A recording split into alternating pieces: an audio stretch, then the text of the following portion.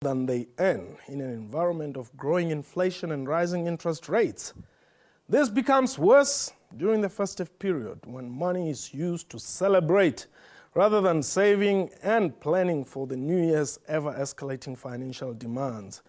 To promote a culture of saving, the South African Savings Institute has launched the festive season savings campaign in an effort to assist vulnerable consumers.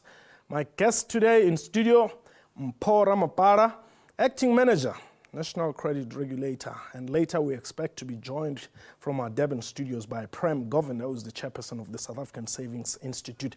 Before we go into our show, though, let's firstly have a look at this insert.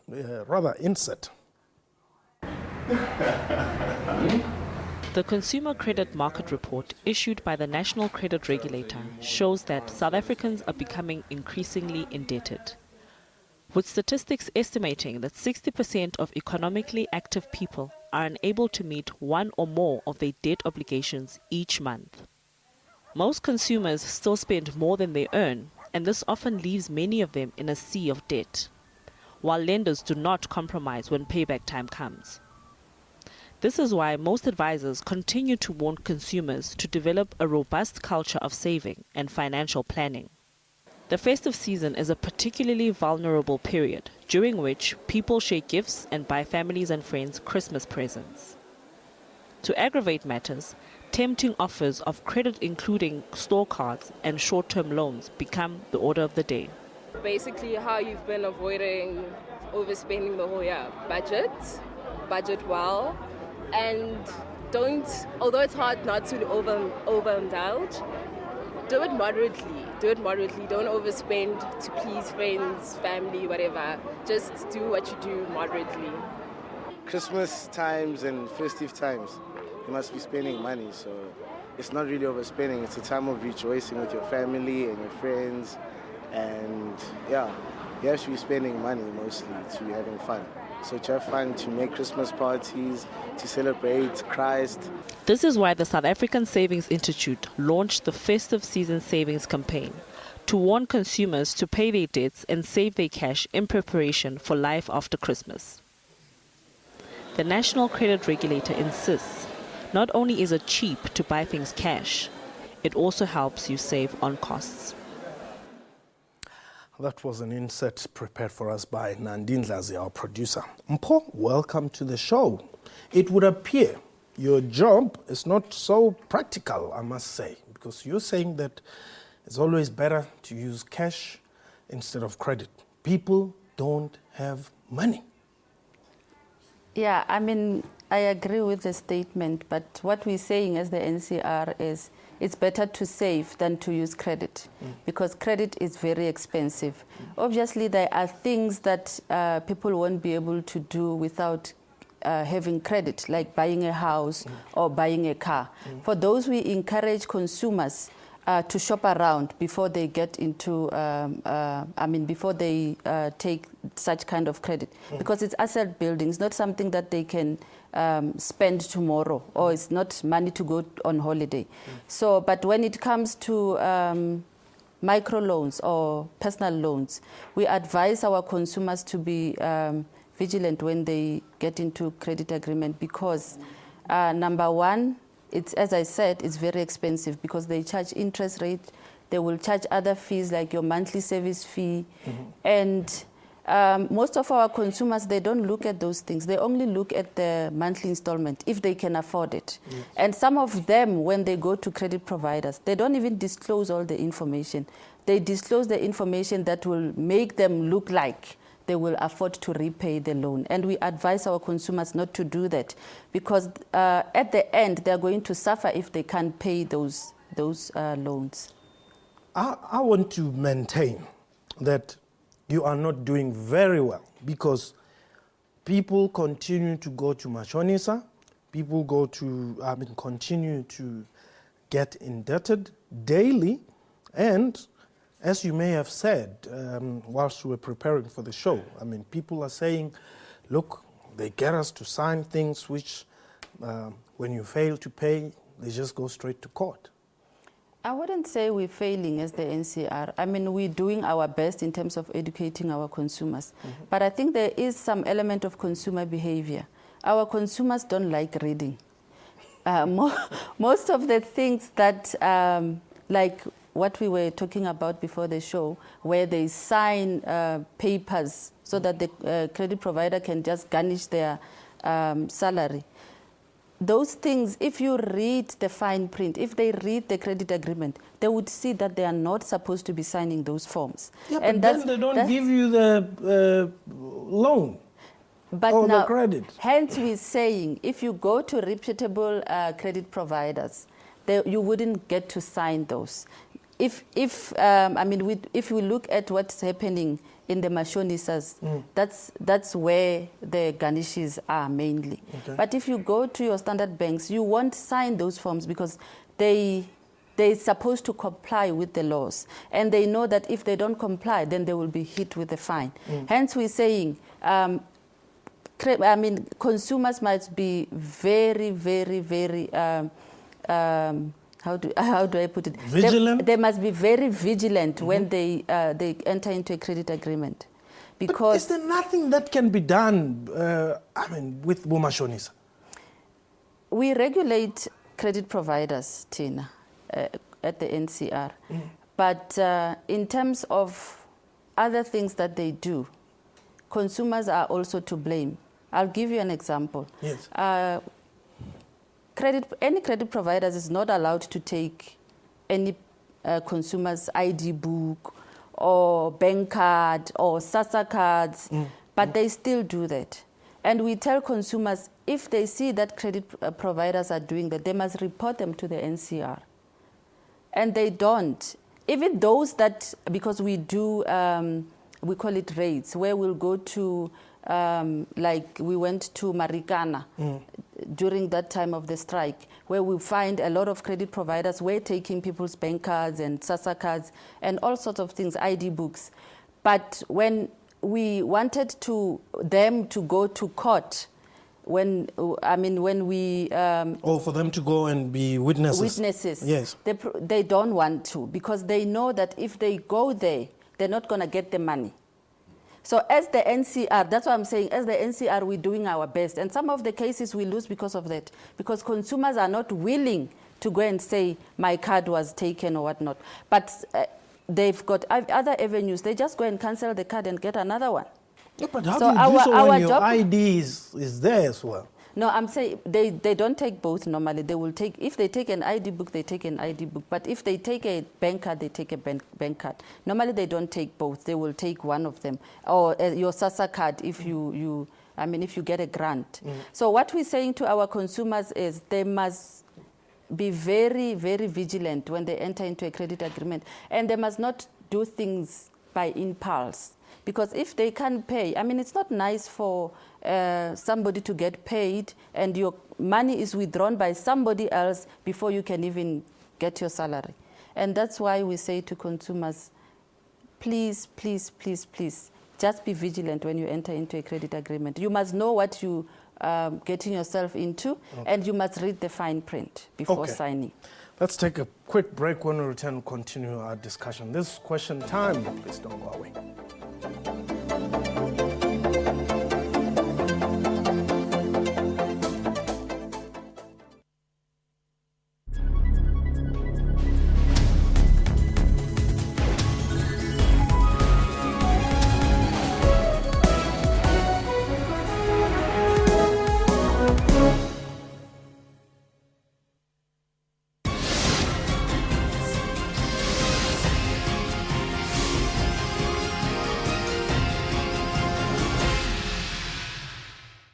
It's a personal expression that evokes a flame from within. Street art, it's a vast concept. Dancing is one of the main art forms on the streets of Africa. Regardless of how it is done, the streets remain expressive. A passionate artist in the central business district of Johannesburg. Yeah, I've been doing this it's been 7 years or 8 years now. Brains lost control on what to do then. Words dispute in the mouth of a woman. That's Kaleidoscope, Sundays, 5:30 p.m. on SABC News.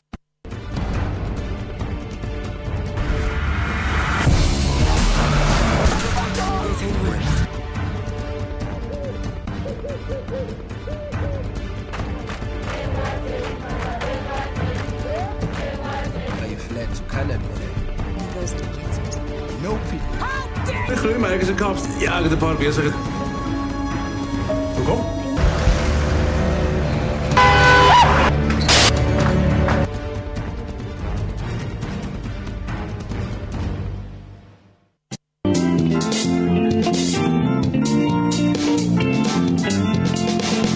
What I'm very grateful about is the fact that I can motivate and I can stimulate young kids that are coming up to say, whatever you want to do is within your reach. Now I have cancer and I've survived this terrible, terrible abuse. I accepted and went to Parliament. I thought it was just going to be for 5 years, but little did I know that 15 years down the line, I'll still be stuck in Parliament. Join Puleng Molebatsi on Bupilong.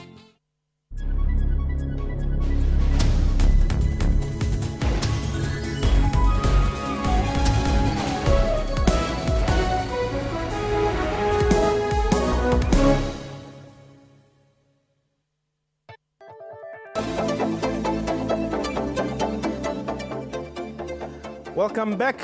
You're still watching Question Time. My guest in studio, Mpho Ramapara. She's the acting manager at the National Credit Regulator. And from our Durban studios, we're now joined by Prem Govender. She's the chairperson of the South African Savings Institute. Prem, let me just come straight to you. The festive season savings campaign, what informed this? Well, it was found that people tend to spend more over the festive season, sometimes money they have and oftentimes money they don't have, forgetting that come January they have expenses that have to be met. And so we decided at the Savings Institute that we needed to remind consumers that there is life after Christmas. And if they're in a fortunate position to either receive a 13th check or a bonus, they should actually use these monies to either pay off debt or put some of it away for January expenses or even save some for the future. So how are you reaching vulnerable consumers here? During this time, we go into large shopping malls. We try and chat to people. Is there anybody willing to listen to you there? Well, you will be surprised. There are people out there crying out for help. I mean, they just can't help themselves sometimes. Okay. And yes, they do listen. Okay. Whether they're taking our advice or not, we don't know. Okay. And what is the rationale? Why are consumers struggling financially in January? Is it just because they overspent, or is it something that we don't know? I think it's twofold. Firstly, it's access to too much credit. I think basically people don't understand that when you borrow money, you have to return the money. You have to repay the money in installments, and there's always the interest factor that they don't take into account. Oftentimes, people are borrowing for consumer goods, and clearly that shouldn't be the case. The other thing is that people are starting to live beyond their means simply because they have access to this credit. Okay. And oftentimes they don't understand that this has to be paid off. But how can they avoid impulsive buying? By becoming disciplined. And I think the other thing that we are finding is people's attitude towards money needs to change as well. They need to understand that it's a finite amount that they have, that they need to budget carefully, they need to save for big ticket items, and they need to stop living off debt.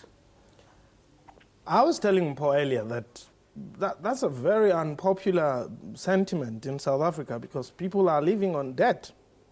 That's a fact of life here in South Africa. It is, but it doesn't have to be like that. Okay. Strangely enough, we find that the people most in debt are the higher earners. So clearly, their attitude towards money needs to change.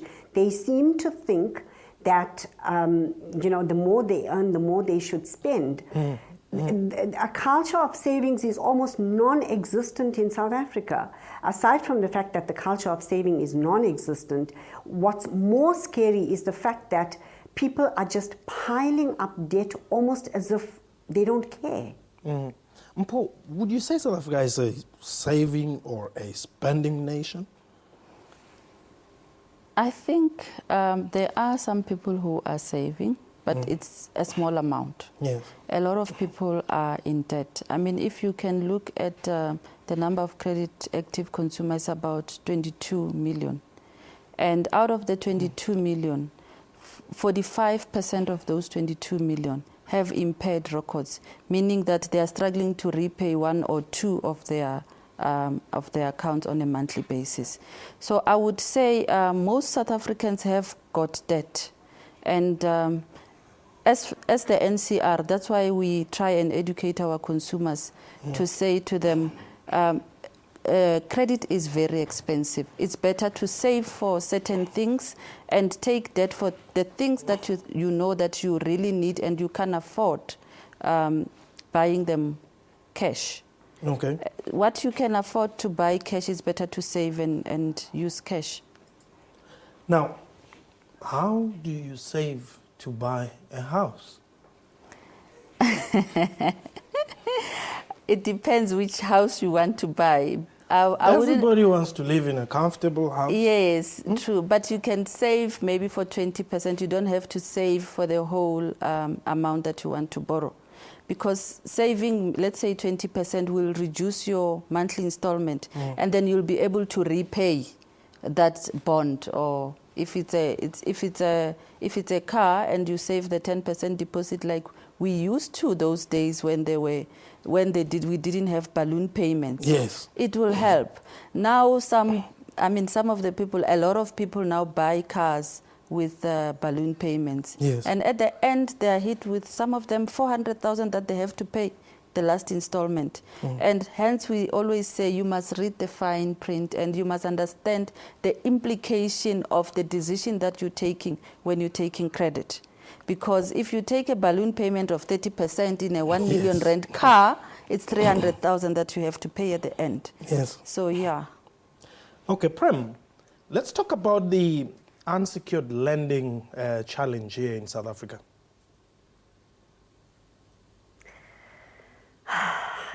What can I say except that it is a challenge? Yeah. It's a huge challenge.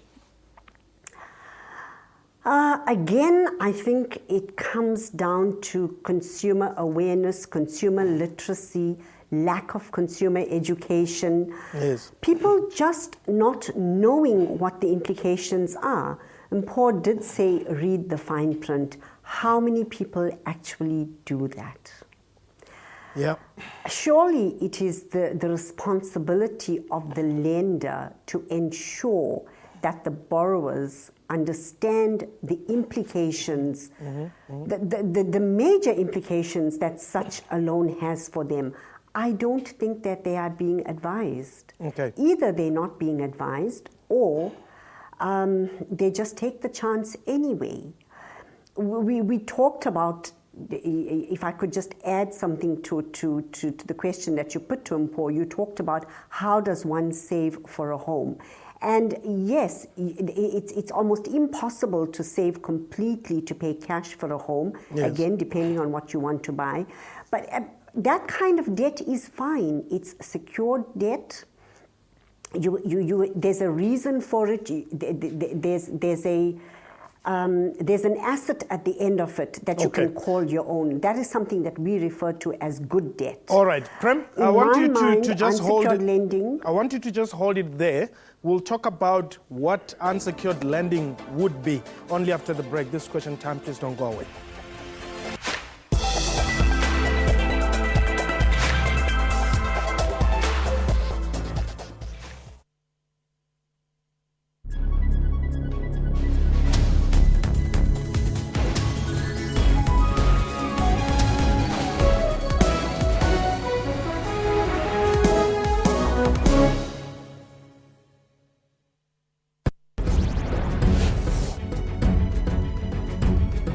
Leaders of Lesotho's governing coalition have advised King Letsie III to lift the suspension of parliament.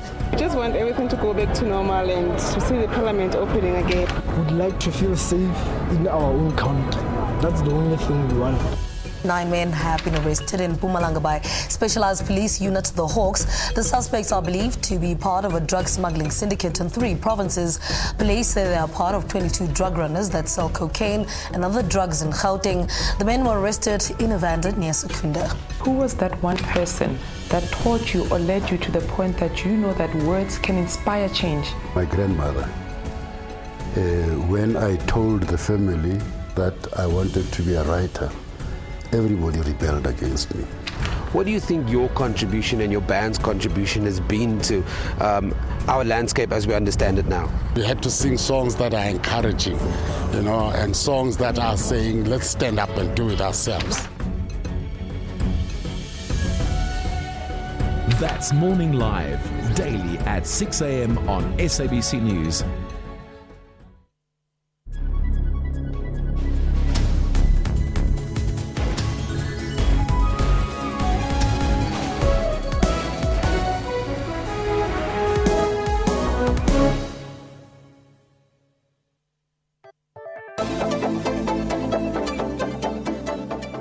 Welcome back. You're still watching Question Time. This is the last segment of the program. My guest is Mpora Mapara, Acting Manager, National Credit Regulator, and from our Durban studios, Prem Govender.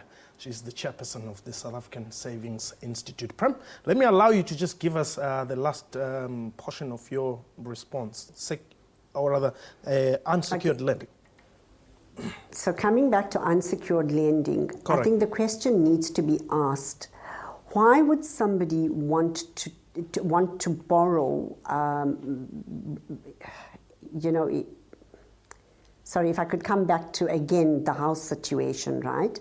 You're borrowing because there is an asset at the end of it. With unsecured lending, if it's used for consumer goods, if it's used, for stuff that you can't actually put a tangible value for,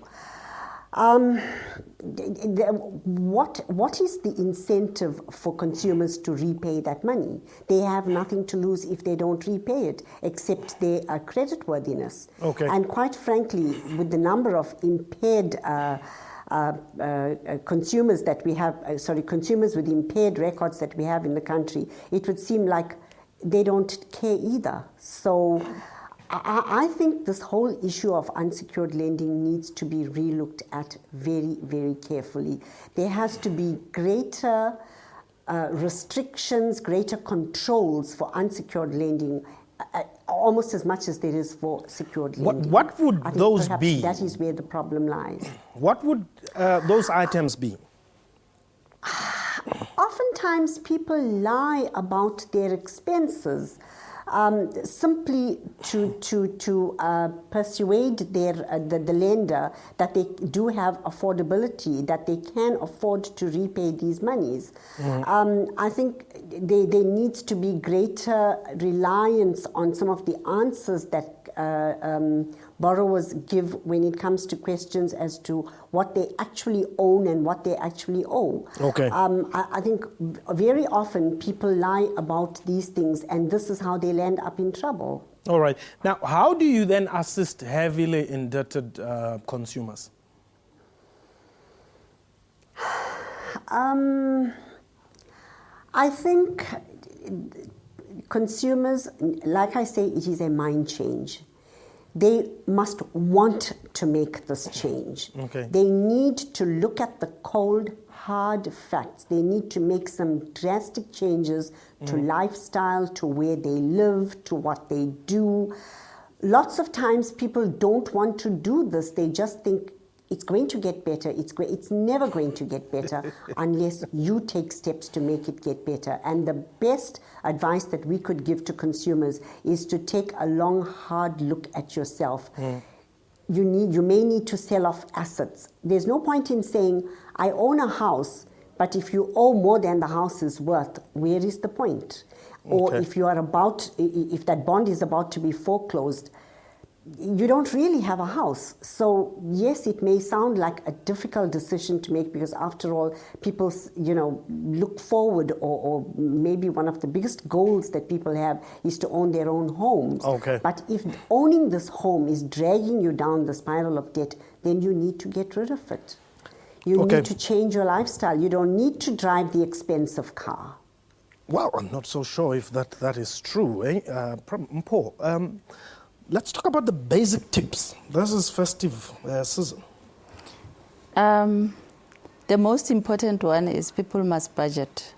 I mean, as Prim has said, some of the people are very lucky. They'll get their 13th check. Some of them, they'll get fat bonuses. Yeah. Before you go on a spending spree for the festive season, it's better to save and prioritize your debt. Pay off your smallest debt if you have, and then put away some money for January, because January it's school time. Our kids are going back to school and they need uniform. Some of the kids will be going to university. You need to pay university fees. So people must make sure that they save for January so that at least they have the necessities for the kids. Are you not talking to people who can afford to save, people who are earning your higher LSMs here? What does a low earner have to save? Nothing. And I think it's not true because the expenses are also not the same. If you earn 100,000 a month and somebody earns 100 Rand a month, the expenses are not the same. That's why you'll see people driving big cars out there. It's because they can be able to go to the bank and apply for a loan and get it. So the more you have, definitely the more expenses you'll have comparatively to a lower earner. So from my perspective, I think even the lower earners can be able to save on what they have. Okay. If you earn 100 Rand, I mean, you can save 20 Rand from the 100 Rand. Who is in debt? Men or women? It's both. It's both, but we don't have the stats on that. But I can't remember which research I've read, but it was indicated that mostly single women. Oh, okay. Because they've got responsibilities of raising kids without the other parent. Black or white? I'm not too sure. Okay, that's fine. Let me thank you for that. Prem, thank you also for having taken part in this show. That was Question Time for today. A big thank you to both my guests. And our email address, questiontime@sabc.co.za. Our Twitter handle @questiontime24. And you can also follow me on Twitter @Mpho Tsedu. That's it from us. Goodbye.